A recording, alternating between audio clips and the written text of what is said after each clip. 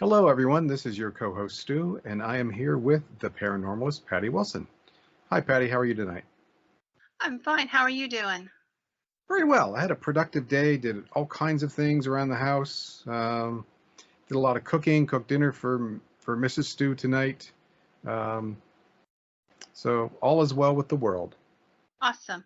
Mhm. I'm glad to hear it. So this evening, I thought we would visit Poltergeists. There's like 5 or 6 stories that are like really popular, and nobody ever hears any of the others. And there's so many really cool stories. And I came across some that I was really excited about, and I thought, oh, I have to share them with you guys. So I sat down and started putting a piece together. So for those who don't know, there are poltergeists and ghosts are very different.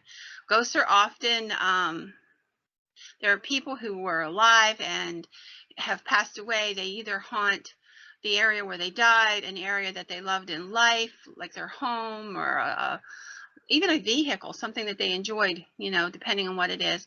Most often they don't seem to notice who we are or that we're here. Sometimes they do and they're interactive, but they still retain their personality. And now poltergeists are a lot different. First of all, the word poltergeist comes from German, and it means noisy spirit. So, that'll become self-evident in a few minutes when we start on the stories. They are loud and they're outrageous and very physically harmful at times. The places where these poltergeists happen don't have to have any history or hauntings associated with them at all.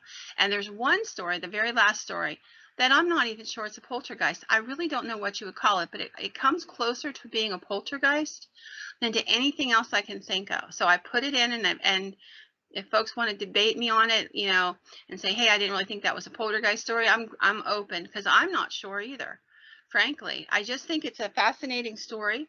And most poltergeist cases last a few weeks, 2-3 months at the most.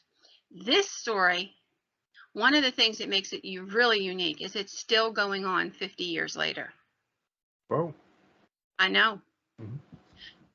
So there are 2 theories. There's a theory that these are demonic entities that are bent on torturing and tormenting people.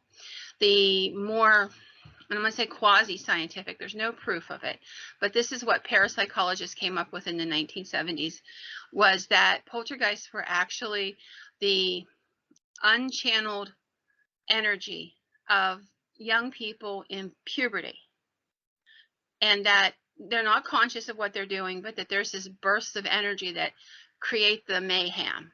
And interestingly enough, while doing some research on all of this, I found that although it's not as well known and explored, there is some same kind of indications that women in menopause, again a time of great emotional and hormonal change, have been associated with some poltergeist activity. I never knew that till I started doing this research, and I started down that rabbit hole. But I thought we would go ahead and, and start telling some of these amazing stories. One of the things I have long been fascinated about is the fact that Canada has so many poltergeist stories. You would not think that, Canada would be like a hotbed for poltergeist activity, but I can go story for story with the United States and then have excess stories left for Canada. They just have a lot of poltergeist stories. The first one I want to talk about is called the Dag haunting. And they use the word haunting, although it is definitely in the classification of a poltergeist story. So it took place in 1889 when a farmer by the name of George Dag and his family moved to the town of Shawville, Quebec.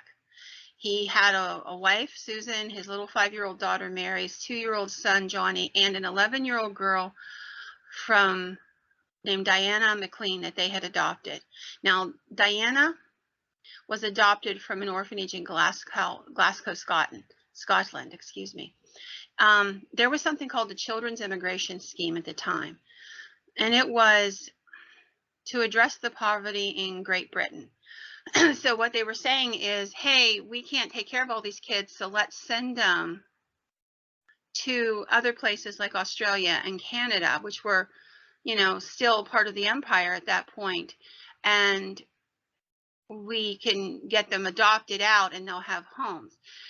There's a similar theory that goes through in the United States, and it was called orphan trains, and we'll talk about that some other day. But the idea was to get these kids adopted. Some of the kids are lucky, they get really great homes. Some of the kids are hired on, or they're adopted as hired hands that don't have to be paid, and they're workers and what have you. So it's a mixed bag, and nobody really followed these kids after they were adopted. And all they knew is that they were going to take this little 11-year-old girl from Scotland and bring her with them, and she would be an extra hand around the farm. Although she was treated, from everything I've read, as one of their children. She sat at the table with everybody else, had her own room, was treated kindly by the family. There's no indication otherwise. So in September 15th of 1889, Mrs. Dagg was given a $5 bill and a $2 bill by her husband, and he said, put them away in the bedroom drawer. And she did. So then a couple days go by, and they have a little hired hand, a young man in his early teens, about 13 years old.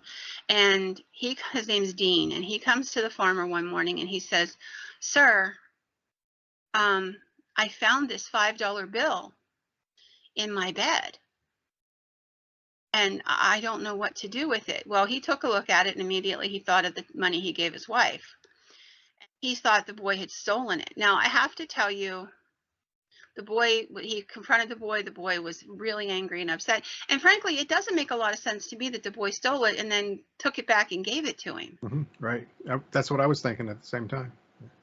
And so he goes running into the bedroom, and he's like, you probably took it all. And he pulls the drawer open, and the $2 bill's missing. So he runs to the child's area to sleep, and he shakes the bedding, and sure enough, a $2 bill comes floating out. And he's like, you thought if you gave me back the $5 note, you would get to keep the $2, and we would assume somebody else stole it. Well, we'll not have that. And he's really angry with this kid. And he tells him he's going to call the police on him, and he sends word to the local magistrate, and they came out and they locked this boy up in the jail pending deciding whether or not he was guilty of theft of his owner's money. So while this is happening, stuff starts happening on the farm. There's milk buckets that are emptied without anybody doing it. Like the milk just disappeared. Butter disappears out of the butter jars. Human waste from the outhouse begins to appear in the house, being smeared across the kitchen floor and stuff like that. And Mr. Dagg had actually gone and gotten this boy Dean out of the jail because the constable said, we don't have any proof that he did anything. He gave you the money, so maybe he did find it. So he had pulled Dean out of the jail. So he's now thinking this is what Dean is doing in retaliation for having been accused. So he sends the boy back to the magistrate, and the boy is locked up. But this makes things worse. He goes to another house to live. The little boy Dean. He refuses to come back after Mr. Dagg, sends for him and says he can come back now. So Mr. Dagg is working, and his family's at the house, and it's harvest time. And they had some family members, an older couple that were in their family, and they came to help with the harvest since the hired hand was fired. And the gentleman's name was John Nagg. It was actually George's father and his mom. And they're at the house and they're working, trying to get things taken care of, and all of a sudden a glass window shatters and a stone comes tumbling through. So John, the grandfather, he gets up and he runs out and he thinks he's going to catch this person, whoever it is, and he's still not sure it's not this boy because the boy was pretty upset about the whole thing. And as he's standing out there, he sees the stones like literally come out of nowhere and smash the window, one after another after another. And he doesn't see a person out there anywhere. So he decided to go into the barn and basically tore off one of the boards that he could see out, and thought maybe the person would come out of wherever they're hiding to get a better aim at the remaining windows, and nothing. And finally, Susan Dagg, she yelled out, "You might as well come in, Father. The glass is still breaking on the inside." So inside of the house, glass things are starting to burst and pop and just shatter. And nobody can explain it. The dishes are breaking. There's buckets of water emptied out of the air, just as though somebody picked up a wash bucket and dumped it out, and they don't see the bucket, but the water comes cascading down. There was a pitcher of cold water that appeared out of nowhere and threw itself in Susan's face. The little girl, Mary, opened the front door and she was struck in the chest with a large flying stone that threw her back into the room. But interestingly enough, it didn't cause her any harm other than to just knock her down and knock the wind out of her. And the Dagg family soon began to focus on Diana McLean, that little orphan girl, because she seems to be around every time it happens. She's not doing it. Nobody's accusing her of doing it, but she's always in the room when it happens. And they're just keeping a close eye on her now. And one day she starts screaming for Suzanne, and she's screaming, or for Susan, and she's like, "Mother, help me, help me. Someone's pulling on my hair." Susan comes running into the room, and Diana is fighting with something invisible, pulling on the braid of her hair. And as Susan comes running in, she sees this and she runs up to the child, and at just that moment she hears snipping, and both the child's hands are visible holding onto that braid to try to keep the pulling down, and the braid just comes loose into her hand as though someone had cut it off right in front of this adult woman. Mm-hmm. And then one day Diana is in the house and she's working, and she says, she comes out into the kitchen area and she starts screaming at the grandmother. She's like, "Oh, grandmother, there's a big black thing pulling off the bedclothes in the bedroom, hurry." And they run in and they don't see anything, but they do see the bedclothes being suspended in the air as though something's pulling them up, but they don't see the black thing that she says she saw. And she says, the grandmother says to Diana, "Where is it? Where is it?" And she points to this one spot, which would be approximately where a person would have to be standing if they were pulling the bed clothing off. And she says, "Why don't you see them? Why don't you see them? He's jumping over the bedstead." And Grandma had seen a whip laying in the corner that was used like for a horse's bridle, for a horse. Right. She grabbed it up and she said, "Strike him, strike him." And she started swinging, and Diana started swinging at this thing, and she was yelling, I keep hitting him, but he won't. He just keeps moving." And everybody in the room could hear squealing, as though something like, they said something like a pig was being hit. That every time she would lash at this thing, but they couldn't see anything. So eventually the thing disappeared, and the family was really rattled because, this is just an insane thing to have happen. This is now making the rounds of town. The Dagg family have gone to their pastor. Everybody in town knows the beds are being torn apart by invisible hands. Rocking chairs rock madly. The harmonicas laying on the shelf are playing themselves. People are pelted with potatoes that come out of thin air. A sheet of paper one day right after the whipping was found stuck to the wall, and it said on it, "You gave me 15 cuts. How dare you?" So Finally, Mr. Dad convinces a local Reverend, Reverend Horner, to come to the house and try to get the demon or whatever it is to leave. So he opens up his Bible and he starts to speak, and a voice comes out of nowhere, and it says, hypocrite, just hypocrite. I know about your life and your heavy hand, whatever that meant. So the Reverend's really shaken by this whole thing, and he tries to pray, and he finally, this thing just calls him names and chases him out of the house. So now Mr. Dag ends up making a journey 170 kilometers, so that's probably close to 200 miles, to Ontario to consult with a folk healer. And the person was known as the Witch of Plum Hollow.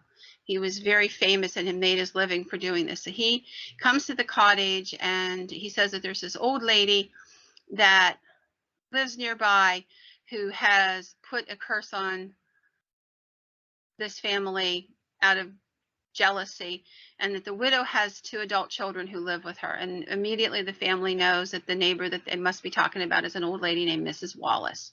Well, they couldn't come up with any reason why the Wallaces would have anything against them, because they were good Christian neighbors, and they would bring over some extra milk if they had it, or pass on a dozen extra eggs, and back and forth between them. They all got along just fine, and nothing made any sense about it. But whenever the Wallace family heard about it, they literally came over to the house and said, "That's a lie. We have nothing to do with whatever is going on here. And we want you to know we are really angry that you named us, because we didn't have anything to do with this." This continues on, and people start coming in to check the house out. They become kind of a local curiosity. It's 1889. This isn't something people have heard a lot about, so it's a 7 days wonder for everybody.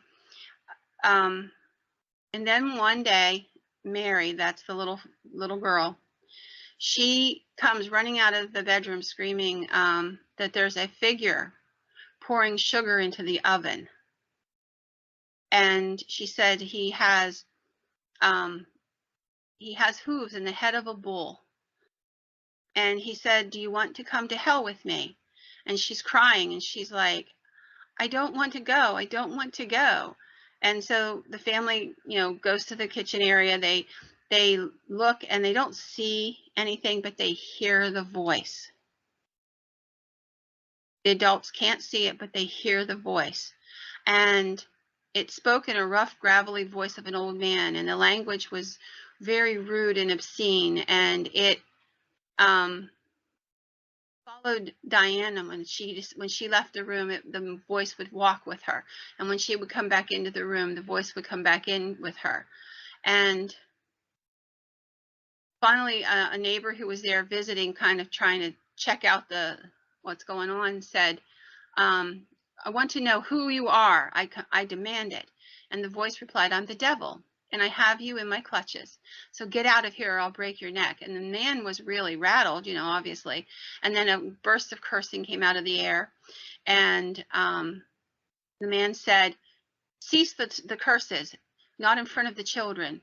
And he threw a pencil down on the table and a piece of paper, and he said, "Whatever you have to say, write it to me." And it wrote out a ton of obscenities. For hours, this man tried to contact this thing and talk to it and reason with it, but it just didn't seem to have any way to be reasoned with. So he left the house, completely convinced that whatever was going on was demonic in nature, and that this witch of the Plum Hollow had hit upon the truth that it was Mrs. Wallace. Well, like I said, the Wallaces absolutely denounced it extremely loud, and they continued to do so. They brought a Baptist minister in, and when he came in, the voice called into question his fitness as a pastor and laid out his secrets. things, secret sins that he had committed in his lifetime that others didn't know about, and drove him away. Then after he left, the voice got very soft and it said, "I'm actually an angel." And it started to talk very gently to them and what have you. And then, of course, it got mean and gruff again. And but it said that the voice was the angelic voice was so beautiful that it reduced many of the local women who heard it to tears. And it was very different from the gruff male voice. Then the voice said that it was going to leave in a couple days' time. And at 3 o'clock in the morning, 2 days later, it basically woke the entire house up and said, "I'm leaving now." Of course, in the local newspapers, people were complaining, saying it was a prank, it was to get attention, that it was Diana McLean who had done it, that she was a talented ventriloquist. I want you to think about that. An 11-year-old orphan child, and the local newspaper labels her a talented ventriloquist who could throw her voice.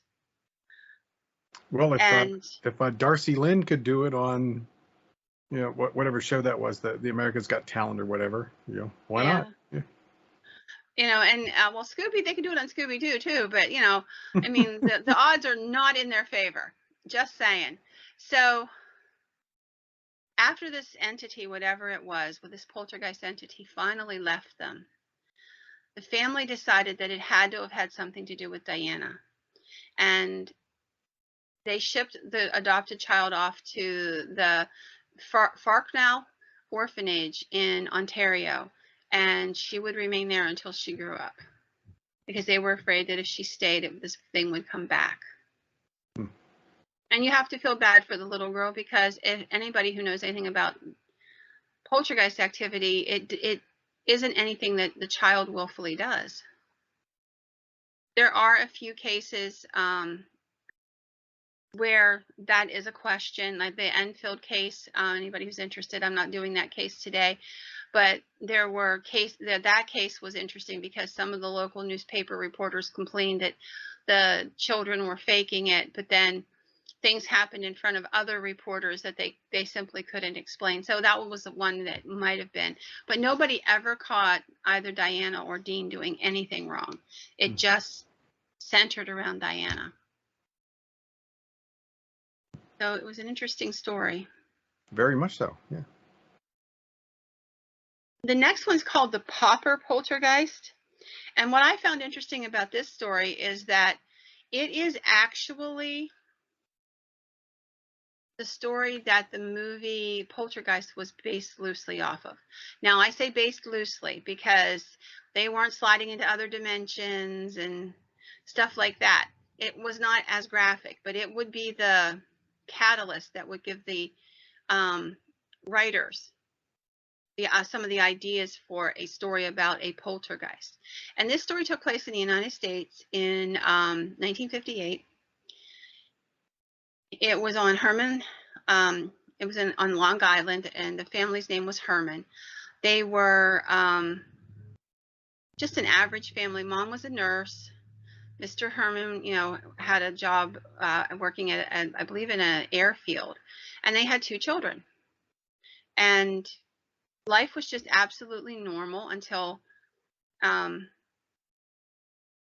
afternoon, about 3:30, the kids came into the house, and all of a sudden, while they're talking to their mom in the kitchen, who's kind of getting them a snack, they hear what sounds like bottles exploding. And these are bottles with screw tops, metal or plastic screw tops, depending on the bottle. And as they go looking through the house, they find shampoo bottles have exploded, and bottles of dish soap in the kitchen are exploding. A bottle of bleach in the basement by the laundry area had blown up. Just the tops had popped off, and popped off with so much force that they hit walls, left marks, embedded themselves. So they just couldn't, you know, it was bizarre. And whatever was in the bottles was spewing out as though something had been a chemical reaction, and it was just bubbling out fast as could be. Well, obviously, Mrs. Herman was pretty upset. So she calls her husband and she says, there's something going on. I don't know what it is. And she tells him the story about the bottles. And one of the bottles was a little bottle of holy water. They were a Catholic family. A little bottle of holy water in the master bedroom. And that bottle had not only had the top blow off, but it had been tipped over and the holy water had been slung all across the dresser. And so when Mr. Herman gets home that night, he thinks he's kind of got it figured out. You know, he's like, well, let's just use a scientific explanation. The house was too warm, the humidity was too high, something happened and it just caused the bottles to spontaneously pop. And, you know, it sounded like a good idea until it happened a second time. So this was on Tuesday night, and then Thursday the same thing happens again. The kids come in from school, they're in the kitchen with mom having a snack when all of a sudden bottles start popping. Nail polish bottle broke open, rubbing alcohol, bleach again, spray starch bottle just, you know, burst, and again another bottle of holy water. She had replaced that with more holy water and it broke open. So now dad has this idea that maybe it's his son. His son's about 11 or 12. He's really interested in science and he's like, he's putting something in these bottles and there's a chemical reaction and he's got it timed so that as soon as he gets home from school, it happens so he can freak his mom out. That's what it is. So he spends the whole weekend, like literally keeping his kid under surveillance, completely under surveillance. And he's completely convinced the kid had nothing to do with it because, or at least nothing's happening now because he's keeping the kid under surveillance until Sunday morning when they all wake up to bottles popping again. And dad is completely confused because he has been keeping an eye on this kid like nobody's business.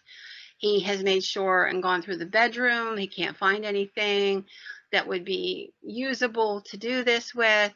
And in front of him, these bottles just keep popping and the boy starts screaming, you know, oh my gosh, there's stuff in the kitchen. There's medicine in the bathroom. They're all popping. And then as he runs into the bathroom, a bottle of shampoo picks itself up. The bottle top explodes and then it slides across the sink and then across the bathroom floor with great force. And dad's standing there watching it and everybody looks horrified. So at this point, dad has done everything he can think of. He's looked for hidden wires or strings for his son to have put something in the bottles. He's tried to come up with every logical explanation he could think of and nothing's working. So he calls the police. I mean, I don't know what he's going to do. So he talks to this Lieutenant Richardson who at first thinks the story's a hoax. But then he kind of gets to listen to the guy and he's like, dude, you're not joking. And you can tell from this guy's voice, this guy's really rattled. So he says, look, I'll send somebody over. And he sends over an officer and the officer comes in. And as he's standing there talking to the family, everybody's in the room with him. These bottles in the bathroom start popping and their lids are flying in all these different directions. And he's absolutely flummoxed. He can't come up with anything. So he goes back to the police station and he says, this is beyond me, man. I don't know what's going on. You guys need to give him a detective or something. And enters Joseph Tozzi, who was a police detective. And they figured he could make short work of this case. So he goes to the house and he's completely convinced when he gets there that it's a natural phenomena of some sort or that this family's hallucinating and that this officer just kind of fell into that whole thing. And so he starts with his vigil. He's at the house talking to the family and a perfume atomizer explodes and they run into the room where it's at, and then over the next couple minutes, just all kinds of stuff blowing up around him. And he's like, what the heck is this all about? He ends up coming to the house and spending a great deal of time at the house. And then one day, a lady by the name of Marie Murtha. She is a relative of the Herman family, and she's kind of come for moral support to help them out because they're really rattled. And, you know, so she's sitting on the couch talking to the police officer, and the little kids are in the living room with her. One's sitting on the couch beside her, the other's on the floor beside the police officer. And out of nowhere, a porcelain figurine that sits on the end table by the couch begins to wiggle and jiggle and just shake. And then it shot straight up into the air like 2 feet and then made a huge crashing sound as it came down to the floor and right in front of everybody. And to everybody's shock, even though it sounded like the figurine had broken, it was completely untouched, no chipping, no anything. So, you know, having witnessed several of these things, Detective Tozy says, I think we need to talk to Father McLeod from the church down the street where you guys go. Maybe this is more in his line than mine.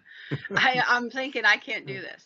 So, but he goes down and he talks to the father and he says, hey, I don't think these folks are faking. I've been there. I've seen stuff happen that I cannot explain, and I don't understand how it's happening. I don't believe in poltergeists and ghosts and crap like that. But honestly, sir, I think these people need help. So the priest comes up and he does a kind of a cleansing, blessing the house, but it doesn't seem to help. I mean, for a couple of hours, things are quiet, but then it gets really active, even more active than before. And at this point, somehow the story got from the police station to the local newspaper, to the local radio station, to the television. And in no time at all, Time and Life magazine is there to do a report. Wow. Their front yard is filled with people.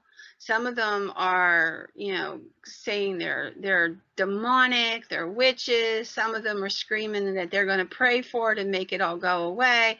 It was just a circus. And that has, I have to tell you, there's other poltergeist cases where it has happened like that. People wrote them letters, called them in the all day, all night, calling them names, you know, saying that you brought this on yourself and stuff like this. And the family's trying to live in the middle of this maelstrom. Meanwhile, all the stuff is still going on. Things are breaking, things are flying across the rooms, things are popping. Reporters are standing out in the driveway waiting for the kids to go to the bus, screaming, did the demon come out last night? Can you tell us, kids, did the demon come out? It was just horrendous for this poor family. They didn't know what to do. So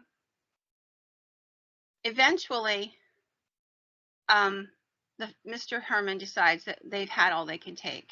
So he packs his little family up and he takes them to a relative's house for a few days so that they can have some peace. While they're at the relative's house, nothing happens. And he gets a phone call from a guy named Robert Zeider, who's a physicist on Long Island at Brookhaven National Laboratory. And he says, I think I know how to fix your problem. I think I know exactly what's going on. And he comes to the house and he has dowsing rods and he walks all over the property, and Detective Tozy's there and he's watching this whole thing and following the dude. And he's like, so what do you think it is? And he says, oh, it's underground streams below the house are making a freak magnetic field. And, you know, this is what's causing all of this. So Detective Tozy, at first, he's like, dude, this is cool. I got a scientific explanation. Mm-hmm. But then he decides to go look at the geological survey just to be safe. And sure enough, it's not true. There were no underground streams under the house. None. So at that point, the physicist packs up and he heads back to wherever he came from. So Detective Tozy's still there. He's got this thick file. He's got notes, observations, research, facts, pictures of things. And one day he's walking down into the basement with the little boy, Jimmy Herman. And there's a bronze statue of a horse in the basement, kind of like, you know, you keep all your junk that you don't want to throw away, but you don't want to put upstairs either. You know, that's that place. And so they're walking downstairs to go get something. And this horse weighs nearly 100 pounds, and it comes flying across the basement and smacks the detective in his legs.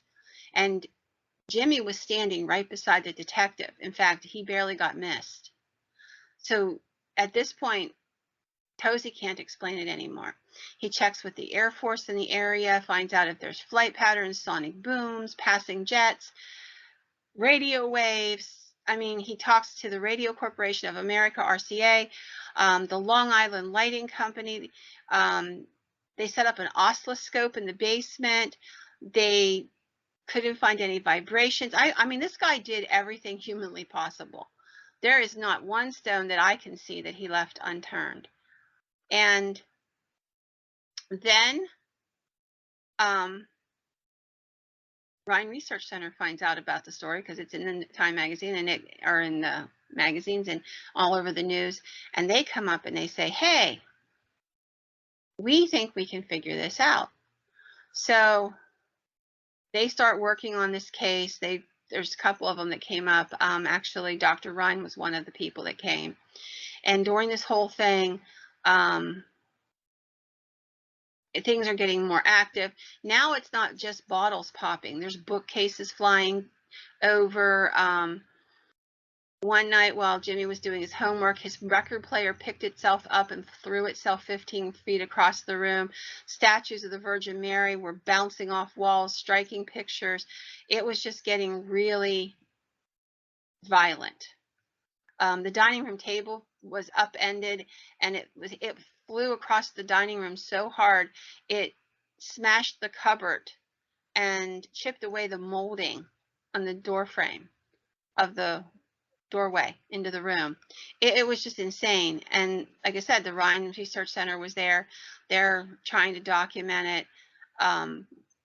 They can't come up with anything except for the idea that an adolescent child, usually a girl, but in this instance, most likely it was Jimmy, the boy, because he was the right age, is being plagued by poltergeist activity. And they kind of give this information and they end up leaving because they can't seem to do anything to help. So they finally kind of can admit that they weren't able to do anything and they left. This whole thing took less than 3 weeks. It sounds like it was forever, but it was the whole month of February pretty much. And at the end of 3 weeks, it just stopped. Just completely stopped. There's no way to explain it. The last time it did anything, so it started in mid-February. On March the 10th, Mrs. Herman, Jimmy, and Lucille, the two children, were in bed. Mr. Herman was away on business, and they started hearing the popping sounds in the cellar. So they ran downstairs to see what was going on. There was a bleach bottle sitting in a cardboard box, and it had lost its lid. And that was the last activity, a very almost like a anticlimax, if you will. But during that period of time, the detective had recorded 67 different events that he witnessed and or documented.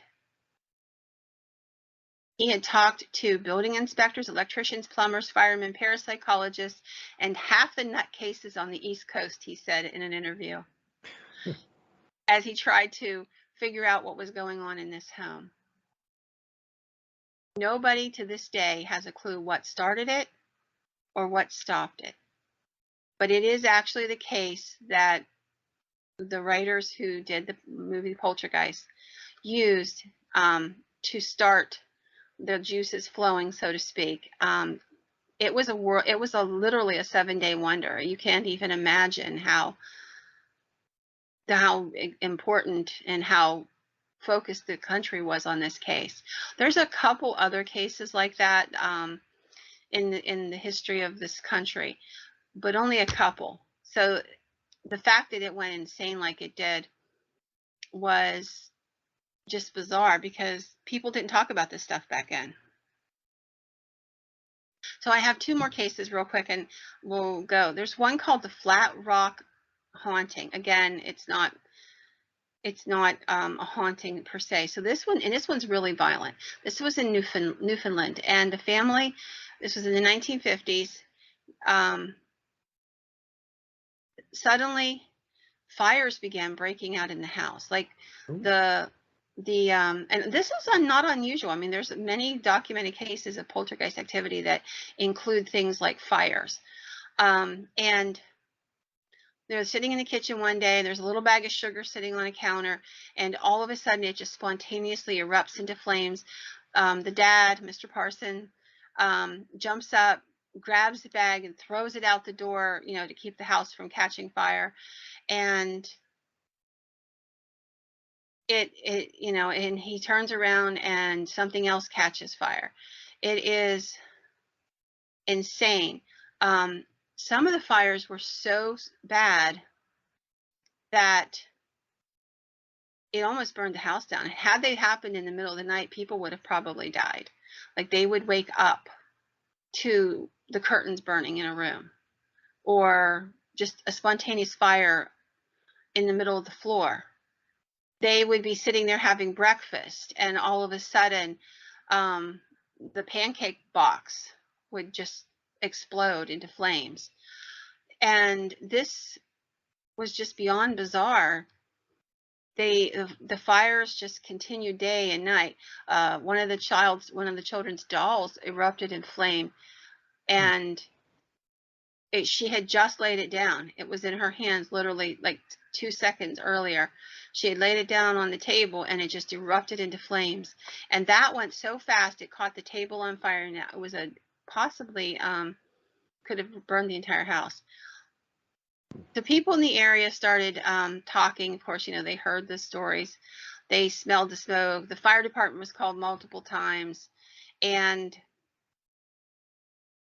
there's always those uncharitable souls who are like, well, they're doing it for the insurance money. Except that whenever the local constable heard the slurs, he spoke up and he said, hey, they don't have fire insurance. They're losing everything they had. So no, they're not doing it for the insurance money. And this continued on. It became again, it was one of those things. It made national news, and everybody was talking about it in the region. Finally, the family turned to a local priest who blessed the house, and they were hoping that whatever was going on there would stop. And for a couple days, things were pretty decent. But then it continued a little longer. The priest returned, and eventually it stopped. But to this day, nobody knows what caused all these fires, and it just almost destroyed their home, certainly almost destroyed their lives, and it could have been even more catastrophic. And to this day, nobody knows why or how. And this went on literally for about 4 months before whatever it was just stopped. We're going to do one more. This is the story that I said I can't promise you that it is a poltergeist, but once you hear the story, I think you'll understand why it kind of comes into my head that it is. So this is in Belmez, Spain. There's a family by the name of Pereira. And in 1971, Mrs. Pereira was scrubbing the floor, or like stone tiley kitchen floor. And she noticed in the tiles, she's scrubbing the stone tiles, that a face resembling Christ appeared on the floor. And she's looking at it and she's like, that's just really weird. And she wasn't stupid. She was like lighting and water, and it's just a really weird effect. But the face didn't go away. It was just there on the floor. And she showed her husband that night, and he's like, oh, somebody must have drawn it on, and he tried to clean it off, and that's what started it. And then a few hours later, they came in, and the face had morphed into some other face. It was no longer Christ-like. It was just an average face. And then another face appeared on the floor, and then another face appeared on the floor, and their expressions would change, and that they would suddenly stop being the same face, and it would morph into somebody else's face. And this went on to this day. It's gone on. It spread all over the entire house. People came in and looked at them. They're called the Belmese faces, and they would continuously form and disappear on the floor. The features were thought to be stains. They scrubbed the floors with acid. They did everything you could think of humanly to try to address this issue. And they never could. People began to say that it was Maria Camara, who was the former owner of the house, who had noticed, she had noticed the first face, and that her husband and her son were doing it. Then it was that she was doing it. The family actually smashed up the flooring, pulled it up with, and put new flooring down, and it still continued. And it just seemed to never end. So eventually the local mayor got involved, and he said, stop trying to get rid of the faces. This is something that needs to be researched. And he started calling in scientists and priests and different people. But by 1972, about a year had gone by, the House of the Faces became a tourist attraction pretty much. People came to just see the faces. They'd watch them materialize out of the flooring and then fade away and a different face take its place, or the eyes would move, or it would smile or frown. People talked about it being paranormal activity. Maybe the house was haunted. There was a legend or a story that was never able to be verified, that in the 17th century there was a murder and an ancient cemetery on the property. Again, there's no record, so how would you ever prove that? And then it was noticed that the faces would change expression and color depending on Maria's moods. If she was really down and depressed, the faces would be gray and they would move slowly and change slowly. If she was in an upbeat mood, they would move more rapidly and they would translate from one face to another, and their expressions would move faster. And so everybody started thinking she did it. She was doing it for money. So then here's the interesting part. For 40 years, she lived in that house. And all the time she lived in that house, this continued on. And then she died. And the family sold the house. And it's still happening. Oh, I was going to say, okay, I want to hear the other shoe drop now. And yes, so it is still happening, right? It is, yes. In 2014, an investigative journalist had paid to have technical analysis of the faces done, and the conclusions were they were not made out of paint, and there's no external manipulation or elements in the faces. They used hydrochloric acid, concrete solvents, and silver nitrate to try to destroy the faces, and they could not. And to this day, the faces continue. And there are literally hundreds of these faces. You can look them up online, because like they took a lot of photographs. People took a lot of photographs. And she took a picture of the first one, the one that she said looked like a Jesus face. Mm-hmm. And you can look them up and look at them, and they definitely look like a face. They're not just light and shadow. These are definite faces, and they look sketched or etched or something, but they appeared spontaneously in front of legal authorities and ministers and tourists and all sorts of people. Thousands of people have seen the faces. Tens of thousands, most likely, over that course of time. I don't know what it is, but nobody to this day has been able to explain the faces in that house. Do you have any clues? None at all. Any guesses? No? No, I mean, the closest I could come is it's some form of poltergeist activity, but it defies some of the facets of it. It's not quick. Usually poltergeist activity only lasts a couple months. There's no harm involved. Usually poltergeist activity includes damaging property, sometimes personally picking on one person and abusing them physically. None of that. And I don't know, but there is no logical explanation that comes to mind for what causes this. And yet it continues on. And if it was Maria, it should have stopped when she died. It should have stopped when her family sold the property. But nothing has changed it. It's still there. makes me think something's trying to communicate, but using a obscure pictograph language of faces, maybe. That's a possibility. People have said that maybe these are spirits of people who haven't crossed over yet for whatever the reason, and they're trying to let their loved ones know they still exist. I don't know. And my guess is as good as yours. Maybe they are a form of communication. With as many pictures as you say have been taken of them, you think that somebody would along the line would have said, "Oh, hey, that's Uncle Bill," or that's Yeah. Aunt No, I Nanny. honestly don't know. There was nothing in there to indicate one way or the other. But when Maria died, she was 85 years old, and I have a hard time imagining an 85-year-old lady sitting on, somehow managing to sit down on the ground and sketch these faces and somehow reveal them, whenever she's standing there in her kitchen while tourists are coming through. But yeah, maybe it is. And I don't know, maybe people did recognize somebody.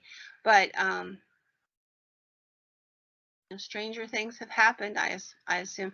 And I'm not sure if it's a poltergeist activity, but I don't know what else you would call it. It's spontaneous. It's independent. It's defying all scientific explanations. What is it? It's a curiosity, I'll tell you that. Yeah. It is. It's fascinating. Go and look.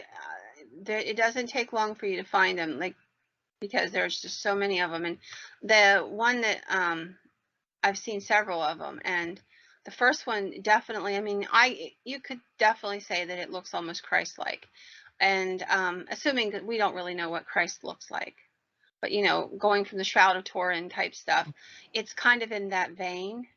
And then I've seen others. There's one of a young woman, I shouldn't say, like she's not a child, she's a young adult. And some of the stuff could be light and shadow and just markings on the floor, but the face is very clear. You can clearly see the shape of the face, the eyebrows, the eyes, the nose, mouth. It's really very distinctive. And you would say it's an old sketch. So not something that, not pareidolia that could be mistaken. Yeah.